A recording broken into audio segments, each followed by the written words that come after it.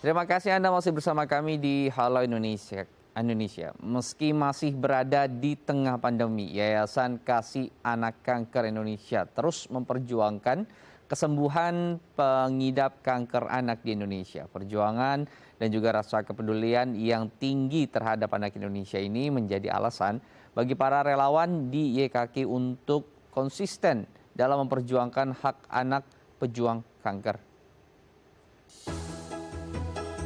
15 tahun sudah, Yayasan Kasih Anak Kanker Indonesia atau YKK memperjuangkan kesembuhan pengidap kanker anak di 8 kota di Indonesia. Sejak tahun 2006, lembaga ini telah mendampingi 6.127 orang tua dan anak-anak pengidap kanker. Dan 97 miliar lebih bantuan dari para donatur disalurkan kepada mereka yang mengidap kanker. Kini, YKK kembali membuka rumah singgah untuk membantu pengobatan anak pejuang kanker setelah sempat terhalang oleh pandemi COVID-19. Peduli dan berjuang, kata yang selalu diingat oleh para relawan di YKK.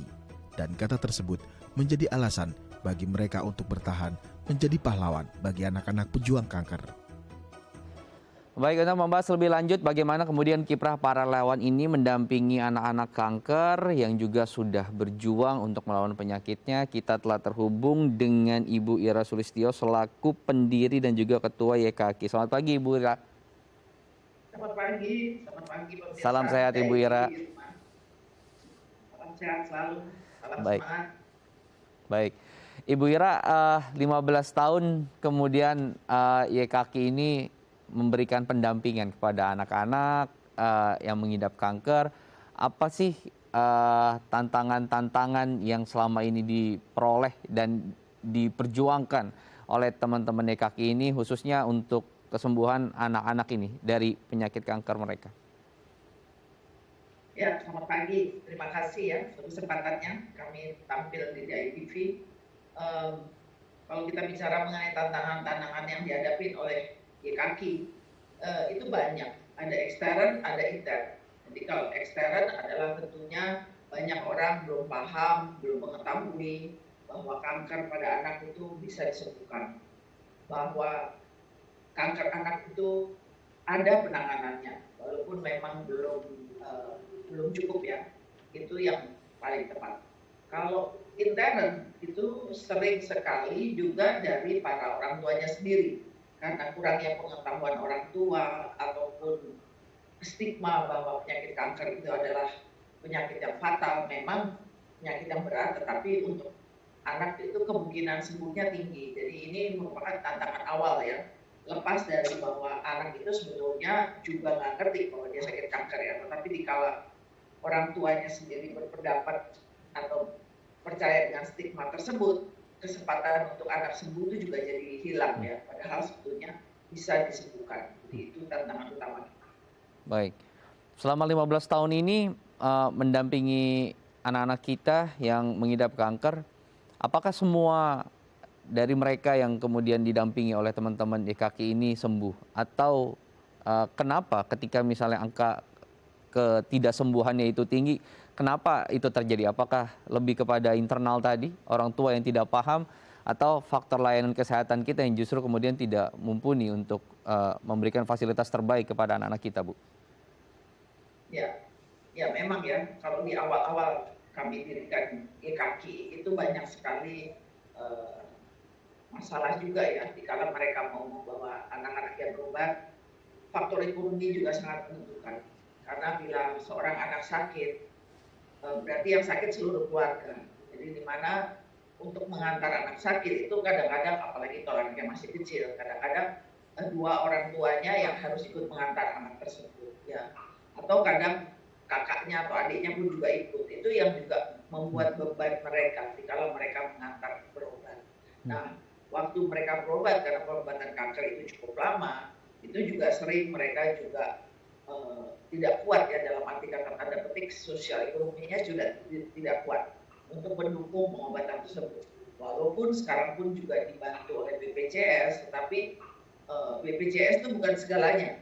Artinya gini, untuk pengobatan anaknya mungkin BPJS bisa menampung, tetapi dikala orang tuanya mendampingi anaknya berobat jauh dari, apalagi kalau jauh dari tempat tinggal, itu tentu juga memakan biaya. Untuk nungguinnya kan juga perlu biaya untuk hidup mereka semua. Sementara mereka harus tidak bekerja mendampingi anaknya terus. Dan untuk anak-anak yang di bawah 5 tahun, kadang-kadang 2 orang tua yang harus mendampingi, karena di rumah sakit segala sesuatunya itu orang tua harus saling membantu juga rumah sakit, apakah itu mengantar darah ke laboratorium ataukah mengambil obat di apotek dan lain sebagainya ya. Jadi anaknya nggak mungkin ditinggal di tempat tidur sementara obat harus diambil. Jadi hal-hal yang kecil-kecil seperti itu sering menjadi kendala. Belum lagi faktor ketidaktahuan orang tua. Jadi kadang-kadang sebetulnya penyakitnya udah bisa diatasin, dan pengobatan kanker itu kan cukup lama, 2 tahun ya,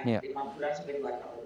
Nah itu kadang-kadang baru setahun tuh kondisi anak udah kelihatannya membaik. Jadi orang tuanya juga kayaknya udah ogah-ogahan nih bawa anaknya berobat, karena dipikir anak saya udah sembuh kok, ngapain saya berobat. Padahal kalau dari segi pengobatan atau jadwal dia harusnya kembali berobat, tapi dilihat anaknya nggak apa-apa sama orang tuanya, nanti aja deh kalau saya ada waktu, kalau saya ini dan itu dan lain sebagainya. Sehingga pas penyakitnya kambuh, karena terlambat itu penyakitnya kambuh lagi, tentunya menjadi sulit. Pada kalau dia kembali lagi ke rumah sakit, dokternya menjadi kesulitan. Wah ini udah kambuh lagi Bu, dan kalau udah kambuh lagi itu akan menambah kesulitan dari para dokter untuk menanganinya. Jadi itu sesuatu juga kendala. Belum lagi juga kalau kasus terlambat. Jadi sebetulnya dia udah tahu anaknya sakit kanker atau sudah ke arah suspek atau diduga kanker, tetapi dia tidak membawa berobat karena ya faktor ekonomi juga, sehingga datanya itu terlambat. Kalau datanya terlambat, otomatis kemungkinan kesembuhannya juga tinggi. Jadi hal-hal itu yang cukup mengganggu di dalam pengobatan kanker. Jadi secara kemudian fasilitas pemerintah ya sudah disediakan kesehatannya melalui BPJS, tapi itu tidak semuanya kemudian. Tetapi ada juga hal-hal lain yang kemudian teman-teman YKK ini berperan di sana. Selama 15 tahun berjalan mendampingi anak-anak ceria yang tadi kita lihat sama-sama di tayangan, mendampingi para orang tua, bagaimana menjaga semangat relawannya Bu? Karena sekali lagi ada keceriaan di sana ketika melihat anak-anak tersebut sembuh. Tapi ketika mohon maaf mungkin anak itu tidak bisa sembuh, kemudian ada juga kesedihan. Bagaimana menjaga motivasi teman-teman agar bisa selalu semangat mendampingi, apalagi perjalanan teman-teman sudah 15 tahun saat ini? Ya, memang itu sesuatu hal yang sulit ya. Saya selalu sampaikan ya. Jadi kalau kita juga punya karyawannya, kalau memang pengurus dari YKK sendiri, umumnya itu adalah para orang tua, ya, atau enggak punya keluarga yang sudah sakit, jadi berbeda ya.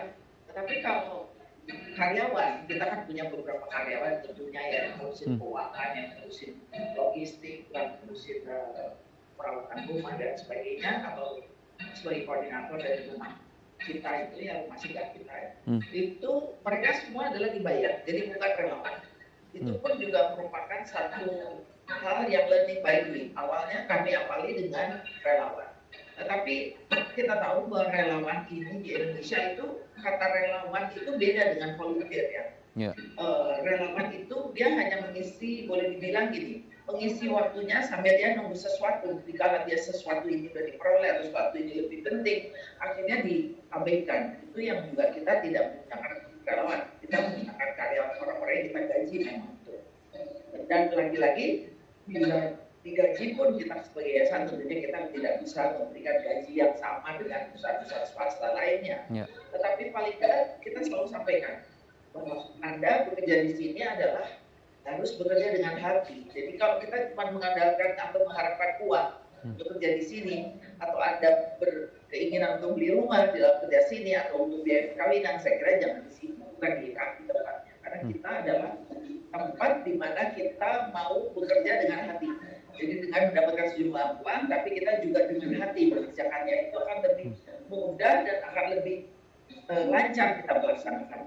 Itu yang saya selalu tekankan kepada teman-teman karyawan semua ya puji Tuhan mereka semua akhirnya memang memiliki hati untuk bekerja dengan kami. Baik, jadi tidak hanya materi, kepedulian juga yang ada dalam hati mereka juga menggerakkan ya mereka untuk terus bersama YKK untuk membantu anak-anak yang mengidap kanker ini. Terima kasih Ibu Ira, terima kasih sudah berbagi inspirasi hari ini. Semoga banyak masyarakat juga yang tergerak untuk bisa jalan bersama dengan YKK ini, membantu teman-teman ataupun anak-anak kita yang mengidap kanker. Terima kasih Ibu. Ya, terima kasih banyak. Semoga lebih banyak orang peduli ya untuk membantu mereka, karena Amin. ya YKK memberikan rumah singgah itu Amin. juga dengan maksud supaya mereka juga nyaman ya tinggal di rumah kita itu. Jadi itulah yang kami arahkan Ya. kalau mereka berobat. Baik. Terima kasih. Terima kasih Bu Ira.